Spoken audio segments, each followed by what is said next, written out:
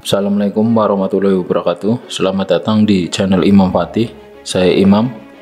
Di video ini saya ingin membahas masalah penyebab dinding atau tembok yang cepat retak. Tapi yang saya akan ulas di video ini nggak sepenuhnya benar dan juga nggak sepenuhnya salah. Jadi tolong jangan telan mentah-mentah pembahasan ini. Saya tergugah untuk bikin video ini karena banyak banget perumahan subsidi yang baru ditempati, temboknya itu cepat pada retak walaupun itu baru dan hasil bangunan sendiri, bukan bawaan dari perumahan. Dan bahkan yang bawaan dari perumahan itu lebih parah retaknya. Retak pada sebuah dinding atau tembok di rumah itu membuat sebagian dari orang sangat stres, karena setiap hari kita melihat dinding itu perasaannya was-was. Wah, bangunannya nggak kokoh, ini dan itu. Ditambah lagi kalau ada tetangga, teman, bahkan saudara main ke rumah terus komen, oh dinding rumahnya sudah pada retak padahal rumah baru. Di situ kita ada rasa kecewa yang besar dengan bangunan rumah dan kita mau jawab apapun bingung. Kemarin di komen juga ada yang menanyakan temboknya pada retak tidak. Ya, dinding temboknya pada retak, terkecuali yang hasil bangunan sendiri. Sebenarnya apa sih penyebabnya? Banyak faktor yang mempengaruhi tembok atau dinding cepat retak. Yang pertama, pergeseran tanah atau pondasi, karena rata-rata bangunan rumah subsidi itu pondasinya ngasal. Saya sih nggak sepenuhnya menyalahkan pengembang atau siapapun di balik pembangunan rumah subsidi. Ya, namanya juga rumah murah, pasti ada yang dikurangi dari segi apapun. Tapi retak di bagian dinding karena pondasi itu hanya sebagian kecil atau tidak terjadi, karena retaknya nggak terlalu besar, terkecuali kalau dinding sampai retak tapi terbelah jadi dua. Itu mungkin bisa jadi faktor pergeseran pondasi atau tanah. Yang kedua, bisa terjadi karena pengadukan antara semen dan pasir nggak sesuai takaran. Jadi kalau antara pasir sama semen perbandingannya nggak sesuai takaran yang sudah tertera di kantong semen, itu pasti dinding cepat pecah-pecah atau retak rambut. Memang kita susah mengatur perbandingan antar semen dan pasir pas pengadukan, tapi setidaknya biasanya tukang itu tahu takaran yang pas dengan hanya melihat hasil adukannya. Makanya kadang ada tukang yang sering cerewet atau rewel ke ladenya cuma gara-gara kurang semen. Karena hampir semua tukang juga tidak mau hasil kerjanya itu cepat rusak atau retak, makanya kadang ada tukang yang sering marah ke ladenya perkara adukan pasir sama semen itu nggak sesuai takaran. Dan penyebab berikutnya biasanya faktor kesalahan pemilihan pasir yang tepat.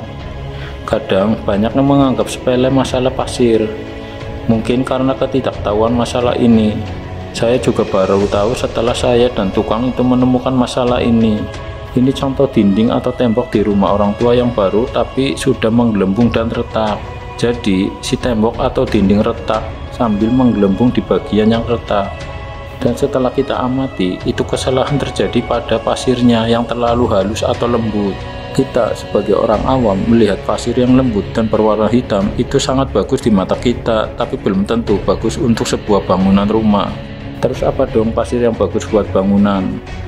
Oke, ini sih menurut saya pribadi ya, tapi jangan menganggap ini sepenuhnya benar. Menurut saya pasir yang bagus itu pasir yang agak kasar. Kalau sekarang sih namanya pasir tonase. Saya sarankan kalau beli pasir yang tonase atau pasir yang tanpa diirik atau ayak terlebih dahulu sebelum diaduk sama semen. Pasir tonase sendiri itu agak kasar dan kekasarannya itu dibagi-bagi menjadi 2 atau 3 kalau tidak salah. Makanya kalau beli pasir tonase itu ada ukuran-ukuran kekasarannya. Banyak tukang yang kurang suka sama pasir ini pas penglepahan karena agak kasar, jadi kalau nggak bisa itu akan susah menempel pada dinding.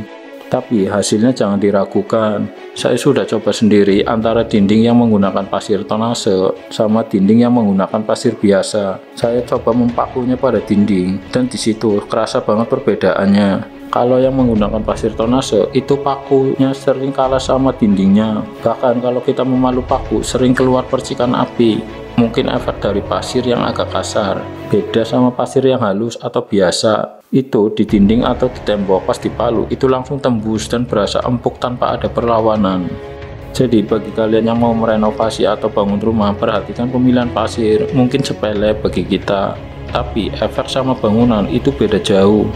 Dan yang terakhir, saya di sini dibikin bingung sama bangunan rumah subsidi ini. Karena apa? Bagian depan dan belakang itu dinding atau tembok tidak ada yang retak sama sekali.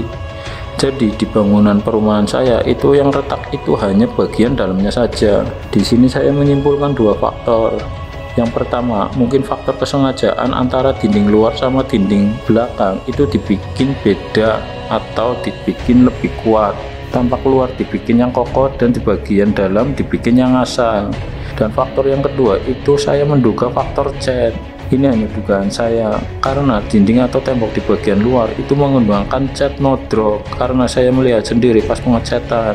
Terus alasan saya menyebutkan faktor cat kenapa? Jadi cat no drop yang sebelumnya saya pakai itu kalau sudah kering, si cat kayak plastik bentuknya. Makanya di iklan-iklan kalau nggak mau bocor itu pakai cat no drop. Maka saya menyimpulkan mungkin dinding bagian depan dan belakang rumah tidak retak karena faktor lapisan cat yang seperti plastik.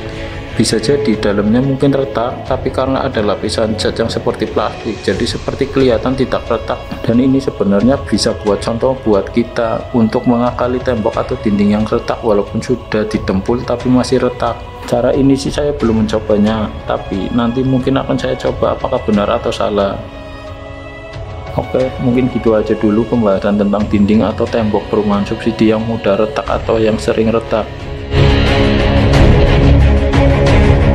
Saya Imam, see you the next video.